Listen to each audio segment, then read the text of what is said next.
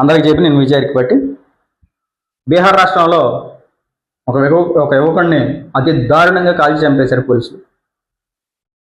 అతను తీవ్రవాది కాదు, ఉగ్రవాది కాదు, గంజాయి కాదు, లేకపోతే మహిళలపై అగత్యాలు చేసిన వ్యక్తి కాదు, రేపులు మర్డర్లు చేసిన వ్యక్తి కాదు. మాకు న్యాయం చేయండి అయ్యా అని చెప్పేసి అడిగినందుకు, న్యాయం జరగనందుకు ప్రతిఘటించినందుకు ఆయన్ని ఈరోజు కాల్చి చంపేశారు. ఒక యువకుడు మా గ్రామంలో సమస్యలు ఉన్నాయి, మా మండలంలో సమస్యలు ఉన్నాయి, మాకు స్థానిక ప్రజలు ఇబ్బంది పడుతున్నారు అయ్యా అంటే కనీసం పట్టించుకోలేని ప్రభుత్వాలని, నిద్రపోతున్న ప్రభుత్వాన్ని, ప్రభుత్వ అధికారులను నిద్రలేపే విధంగా తన ఒక ఆయుధాన్ని పట్టి బెదిరించి ప్రజల కోసం పనిచేస్తున్న ఒక వ్యక్తి, ఆ వ్యక్తిని ఈరోజు పిచ్చివాడని ముద్ర వేసి అతి దారుణంగా, అతి కిరాతంగా లొంగిపోయిన వ్యక్తిని కాల్చి చంపడం అనేది ఈ సభ్య సమాజం తలదించుకోవాల్సిన పరిస్థితి. ఒక పోలీస్ వ్యవస్థ కూడా తలదించుకోవాల్సిన పరిస్థితి. ఎందుకంటే ఈరోజు గలమెత్తి ఇది తప్పు అంటే తన మీద కేసులు పెట్టడం, మాకు పని చేయలేదంటే తిరిగి కేసులు పెట్టడం, ఒకవేళ దాని మీద ఒక ధర్నా దిగితే అక్రమ ధర్నా అని చెప్పేసి కేసులు బుక్ చేయడం అనేది ఈ భారతదేశంలో పరిపాటిగా మిగిలిపోయింది. అంటే స్వతంత్రం వచ్చింది భారతదేశ ప్రజల కోసమా లేకపోతే పాలకుల కోసమా, వాళ్ళ సొంత ప్రయోజనాల కోసం అర్థం కాని పరిస్థితి ఈ దేశంలో నెలకొంది.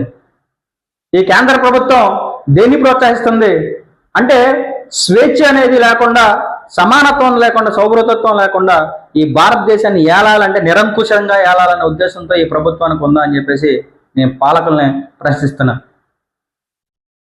ఎందుకంటే మాకు న్యాయం చేయండి బాబు అన్నందుకు, మాకు న్యాయం చేయండి అని చెప్పి అధికారులు కాళ్ళ పట్టుకుని మా గ్రామాలు కొట్టుకుపోతే, మా గ్రామాలు పారిశుద్ధ్యం లేదు, లైట్లు లేవు, రోడ్లు లేవు అని అడిగినందుకు ఒక యువకుడిని కాల్చి చంపడం అనేది ఎంతవరకు సమంజసం అని చెప్పేసి నేను అడుగుతున్నా. తనేమన్నా నక్సలైట్ కాదు, ఉగ్రవాది కాదు, పునః తన ఉగ్రవాద చర్యలు కూడా ఏం చేసినట్టే ఇక్కడ ఏ ఒక్క ఎఫ్ఐఆర్ కూడా తన మీద లేదని చెప్పేసి సమాచారం. ఈరోజు అలాంటి అంటే యువకుల్ని బయటకు రాకుండా, అంటే ప్రజల యొక్క సమస్యలను చెప్పుకునే విధానం కూడా ఈ భారతదేశంలో లేదంటే ఈ భారతదేశంలో మరొక నిరంకుశ పాలన, అంటే బ్రిటిష్ వారికి వెళ్ళిపోయిన తర్వాత బ్రిటిష్ కన్నా నిరంకుశ పాలన ఈ భారతదేశంలో పాలిస్తుందా అని చెప్పేసి ప్రతి ఒక్క యువకుడు గుర్తించాలి. నేను ఒక పార్టీనో, ఒక వ్యక్తినో, ఒక వ్యవస్థను విమర్శించట్లా. ఈ భారతదేశంలో నిద్రపోతున్న ప్రభుత్వ వ్యవస్థనే, ఏదైతే సమాజం కోసం, ప్రజల కోసం పనిచేసిన అధికారులు నిద్రమత్తులో పోతుంటే తన ఆయుధాన్ని చూపించి మేలుకొలిపి తన సమాజాన్ని బాగు చేసుకుని ఒక యువకుడిని చంపేయడం అనేది ఎంతవరకు సమంజసమైన విషయం అని చెప్పేసి నేను అక్కడ ఉన్న పోలీసు వ్యవస్థను కూడా అడుగుతున్నా. ఈరోజు నడి రోడ్ల మీద మర్డర్లు చేసిన వాడిని, నడి రోడ్డు మీద మానభంగాలు చేసిన వాడిని, అధికారులను చంపిన వాళ్ళని, పోలీసులను నరికిన వాళ్ళని కూడా ఈరోజు మంచిగా ఘనంగా జైలు నుంచి దండలేసి ఊరేగింపులు పెట్టి తెచ్చుకొని వాళ్ళకి ఎమ్మెల్యే సీట్లు, ఎంపీ సీట్లు ఇచ్చి ప్రజల మీద రుద్దుతున్నారు.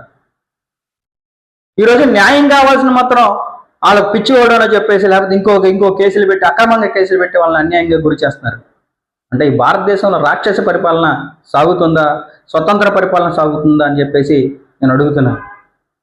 డాక్టర్ బిఆర్ అంబేద్కర్ గారు ఈ భారతదేశంలో ప్రతి ఒక్కరికి స్వేచ్ఛ, సమానత, సౌభ్రతలు కూడిన ఒక రాజ్యాంగాన్ని, మత సామరస్యాన్ని ప్రతి వాళ్ళకి ఈ ప్రభుత్వాల్లో తనకు కావాల్సిన తను అనుభవించే విధంగా ఈరోజు రాజ్యాంగాన్ని రాస్తే ఆ రాజ్యాంగాన్ని అపహాసం చేసి ఈరోజు అన్యాయమైన పరిస్థితులు ఈ భారతదేశంలో ఉన్నాయంటే దీనిపై స్పందించాల్సిన అవసరం ఉంది. ప్రతి యువకుడు స్పందించాలి.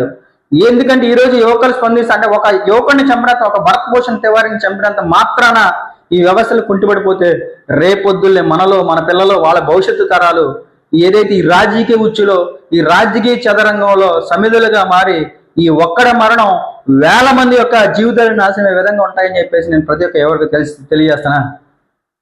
ఈరోజు ఒక కాక్రోచ్ పార్టీ అని చెప్పేసి సమస్యలు అంటే నీట్ ఎగ్జామ్ వేసి స్పందిస్తే వాళ్ళపై దాడులు, కొట్టడాలు ఈరోజు రాష్ట్రంలో జరుగుతుంది. అంటే మాట్లాడే స్వేచ్ఛ ఈరోజు యువకులకు లేదా? అంటే స్పందించిన యువకులపై ఇలాగే దాడులు చేస్తారా?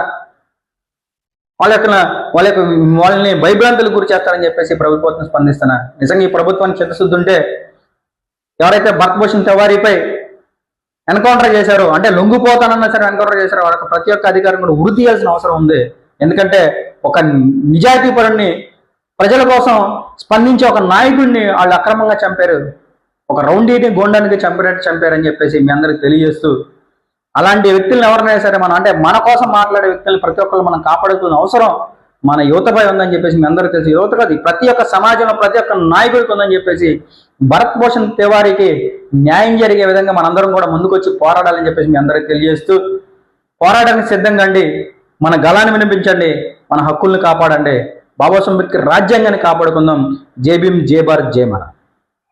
మీ జై రిక్పట్.